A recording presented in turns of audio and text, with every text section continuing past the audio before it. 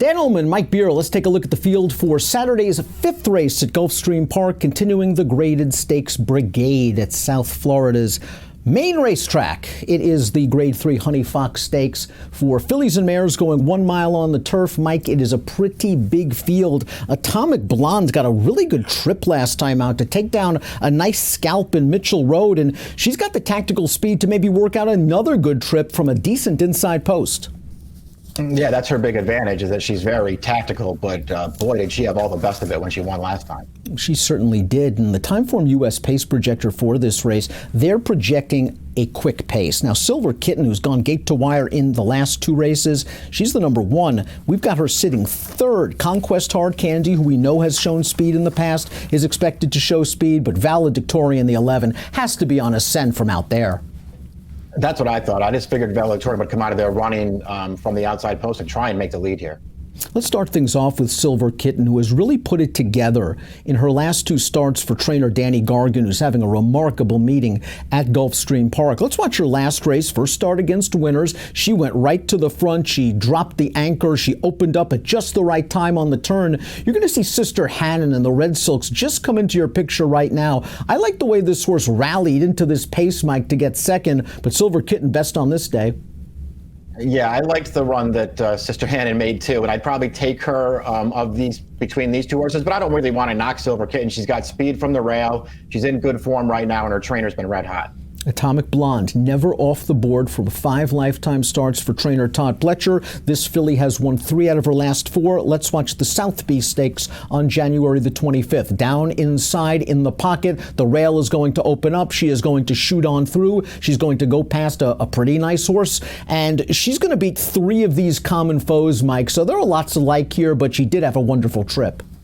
Yeah, I mean, the trip to me anyway just sort of made all the difference. Not that maybe she just wasn't better than those horses anyway, Dan. I just felt like with the trip that she got, I'd just rather look for a different alternative in this race. And I, as a matter of fact, think the 3 horses that finished behind her in that race, I thought all 3 of them had a real chance to turn the tables on her this time. Sweet Hitchhiker, I thought, ran okay last time out in the Sunshine Filly and Mare Turf for a couple of reasons. One, it was her first start off a lengthy layoff, about 7.5 months. 2, she was in against Starship Jubilee, who's now won 4 of 5 starts after taking the Grade 3 Swanee River with a 97 Beyer speed figure. She has speed, but she's also rateable, and I think that tactical ability will serve her well, but she's got to prove herself at this class level. I agree. I thought this was probably a tough spot for her, but she might really fall into a trip here because she's shown in the past that she can sit and make a run. Fast pace would work wonders for the number 4, La Fève. This horse is a stakes winner over a synthetic surface when trained by Graham Motion.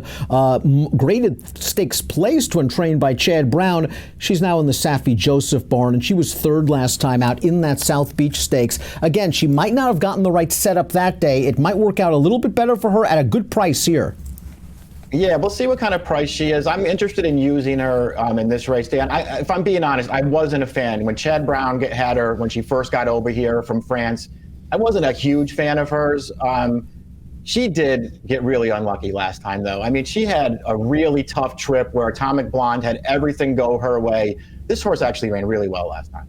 Steel and Magnolias is the number 5, 20-1 on the morning line. 3rd start of the form cycle here. Last time out, she ran in an optional claiming race at Tampa Bay Downs. She ran into Dynatail, who's got some back class. Dynatail came back to run 3rd in a starter stakes race at Gulfstream with a 77 Beyer. She's another horse with tactical speed, probably prefers to be near the front. Yeah, that's what I thought. I thought maybe her running style would really work against her here because I think she is at her best when she's close to the pace. And, you know, even with that being said, I'm not sure she's really good enough to beat this field.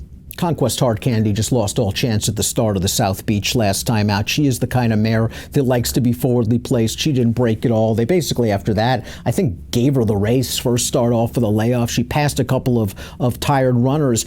I think she, with a alert break, can get right up close to the pace and maybe sit in closest attendance to Valedictory, who's got to do it off the layoff. Yeah, there could be a good trip coming for her in this race, Dan. She does sort of prefer to be forward, but I don't think she necessarily has to be right on the lead. And she was actually in good form through the summer and into the end of last year. Her form was really solid. She lost all chance at the start last time. She's a lot better than that. I think there's plenty to like about this horse at a price. Get Mother of Rose is another horse coming out of that South Beach. She is upwardly mobile in that South Beach Stakes. She tried to make a mid-race move into that slow pace, and then she backed off to finish fourth. I think she gained a lot of fitness out of that effort. I really like to race sprinting 2 starts back. I'm just not sure about this distance for her. That's my main concern, too. I think she's more of a sprinting type, and she's a good turf sprinter, too. So this distance just might not be what she wants, but she ran well in the South Beach last time. John Kimmel has gotten the 8 Miss Munnings really good right now. She's seeing dead red, having won 4 out of her last 5 starts, including this race off of a lengthy layoff when entered for the $62,500 tag. Miss Munnings from off the pace under a rad wins it with an 86 Beyer. You know what you're going to get with her. It's Beyer speed figures in the mid-80s. She has to improve a little bit, but she's just firing in the stretch. Yeah, she is. She really ran through the stretch. I mean, Irad did everything right in that race to get her clear, but this horse did the rest. Give her credit. She's in really good form right now. She's won 3 in a row over this track, and she can run into a pace.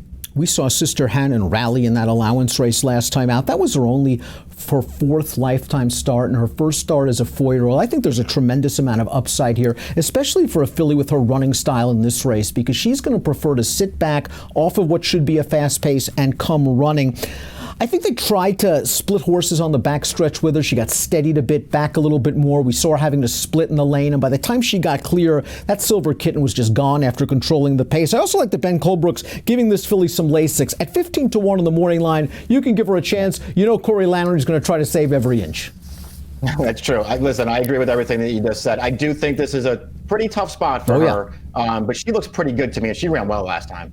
Munchkin Money is really solid. She's a New York bred. We've seen her around running second in the Yaddo at Saratoga over the summer of last year. And she ran great in the Marshuas River last time out, a graded stakes race. Let's watch that effort. She was 4-1 in the Marshuas River. She fits this race from a class perspective like a glove. She is in the blue silks in behind horses right now, and they spy an opening in between, and she's going to shoot right on through. And Chad Brown, who else is going to beat her with Magic Star? Good effort for Munchkin Money for Christophe Clement. This mare's been knocking on the door.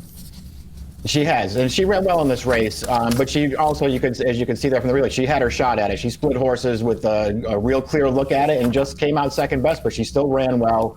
She makes a lot of sense in this race. Valedictorian completes this field, multiple graded stakes winner. Last time out in the Noble Damsel, they sent her to the front. She was facing some good horses in New York, and I don't know, I think that Belmont turf configuration may not work for her. I think she's a true 2-turn, middle distance type, and Paco Lopez really has no choice. He's going to try to go, I think, to the front. I think she's probably faster than these horses if she breaks well. We'll see what we get off the layoff. That's the main worry along with the post position. Yeah, I agree. The layoff is a concern, and drawing so poorly on the outside could work against her, but it doesn't have to, because as you said, she's fast enough if she breaks to clear to the front here. And if she does that, she's going to be a handful. She's got races that make her very tough in here. Top pick time for the Grade 3 Honey Fox Stakes. Mike, tell us why you like Conquest Hard Candy. Yeah, I just want to take a shot with her because I know she's going to be a price, and I like that she's sort of drawn more to the inside than the other speed is. You just have to give her a pass for her last race. She had no chance. And if you go back through her races that she was running last summer, she runs one of those. This is a field that she can beat.